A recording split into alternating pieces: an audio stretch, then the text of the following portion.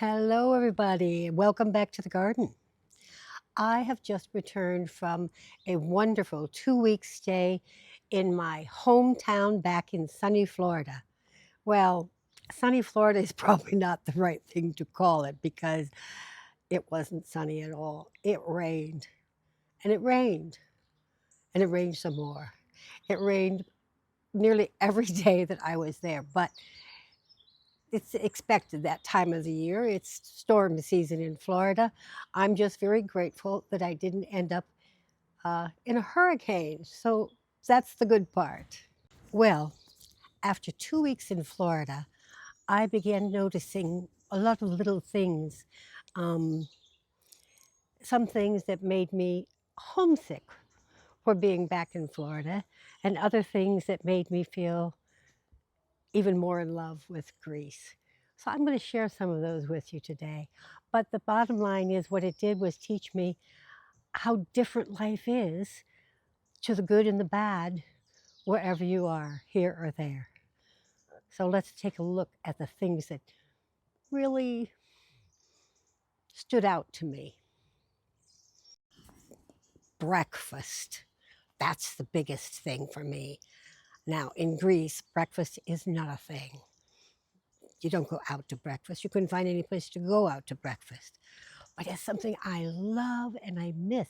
I don't care to go out to dinner, lunch sometimes, but breakfast. So all the way across the Atlantic, I'm thinking about when I get to Florida, I'm going to go out for breakfast with my friends. And that's just what I did.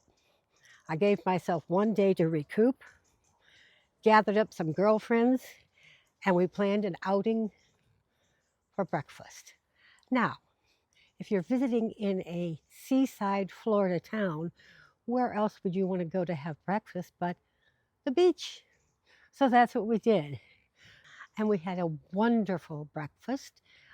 We talked for a long time, the waitress giving us all the time in the world, but keeping the coffee cups full. And then we had a wonderful breakfast along the seaside with the waves rolling in behind us and the Atlantic sea air filling our hearts and our souls and our lungs. Since we're already here on the beach, sitting having our coffee, let me talk to you about the Florida beaches. I love Florida beaches.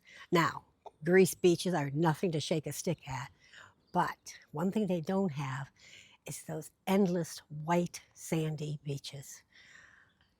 Oh my God, they're unencumbered. There's nothing built on them. There's no barricades. And I feel like I could walk all the way to Key West. And then there's the tides. Of course, we have 4 tides a day, so that changes. The sea is always changing, and the waves are always bringing you something new and interesting, which makes me remember my mom. My mom and I, that was our favorite thing to do, go for a walk on the beach. I would be walking at the water's edge with my feet in the water, and she would be walking at the high tide line, looking for treasures like driftwood or shells. So that's one of the things I really love and miss and enjoyed so much on this trip is my white sandy beach. Since we're talking about the beach, I should talk to you about the waves. We have tremendous waves in the Atlantic, not like in Greece where it's relatively calm and smooth and clear.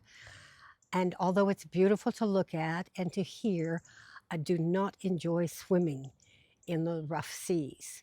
First of all, it can be very dangerous. I'm a strong swimmer, but you get undertows and sharks. I don't have to worry about sharks in Greece. So that's something that makes me appreciate Greece more. So one for the Greek side. I love the calm, quiet, and totally crystal clear water here in the Aegean. I know I'm talking a lot about the beaches, but that's my main interest no matter where I am, Greece or Florida. And I have to talk about the wonderful facilities that you'll find all along the east coast of Florida. I guess probably the west too, but I haven't traveled that much there. You have beautiful recreational facilities for the public, free of charge, access to all. Um, we have covered picnic tables, charcoal grills, trash cans, um, wash houses with changing rooms and showers and toilets. You have boardwalk, which I love the boardwalk, love walking on the boardwalk with pavilions along it. You have lifeguard stands, and these things are all there for people. And the people really utilize it and gather together. Walking along the beach, the boardwalk in the morning is a kind of a social event. You keep running into the same people, you get to know them, smile, have a nod, or even sit and have a coffee together. So that's really something I do not have here in Greece. Now, something that kind of shocked me, not kind of, it did shock me, was the size of the vehicles.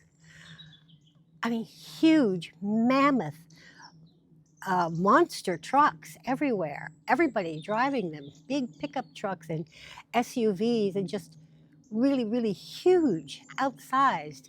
And they would be sitting up on these big tires and then jacked up so that, I mean, I could not even get in one of these without having a step stool to get inside. Just huge. And living here and knowing what I pay for gasoline, I can't help but thinking, oh my God, I wonder what it costs to move one of those things. My little Harula can run on 20 euros for 2 weeks. So, yeah, I find that. But then the houses also. Yes, it is an affluent area where I was staying, but it's not just there. It's more pointed there where I am. The houses are enormous, enormous, and most time there's two people living in it. So I don't understand that. It's there's a lot of land, so maybe you have more room to spread out. I don't know, but this is over on Beachside, so the land is also very expensive. It's yeah, it's a little surprising to me to see these huge, huge houses. Going to the beach wasn't the only thing I did, of course, and friends. I did do some shopping, and wow, it is a hugely consumer-driven uh, society. And I guess that's how capitalism works. And every so often I went into a supermarket. Now that was a shock. And the supermarkets are immense.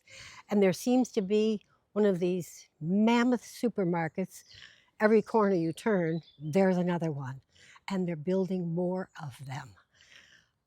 And when you get in there, oh my goodness, they are big, beautiful, wide aisles, airy, beautiful displays, and choices that will make your head spin.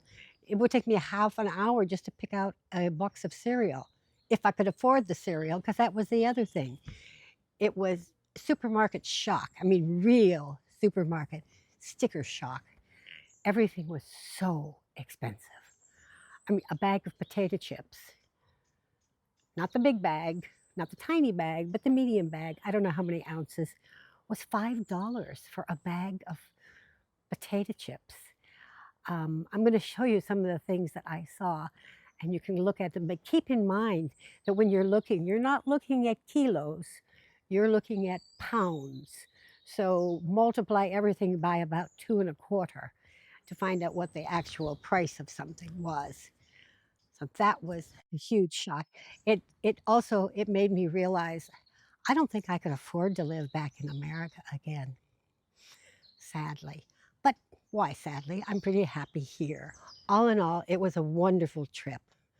I had plenty of time to visit with friends and go to the beach and eat lots of breakfasts. I think I had like three or four breakfasts out. It was wonderful. And a final parting breakfast on Wednesday before I left, which was a 2-hour breakfast with 5 girls. It was lovely.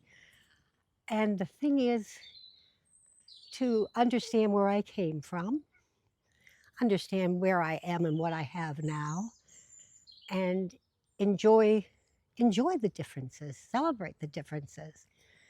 When I'm there, I'll enjoy that. When I'm here, I'll enjoy this. And Before I say goodbye, I want to say hello to a special friend back in Florida. Hi, Bill. Hi. Can't wait to see you again. So that's my little video from America. I hope you enjoyed it. Uh, Comments below are welcomed, and I'll see you in the next video. Ciao.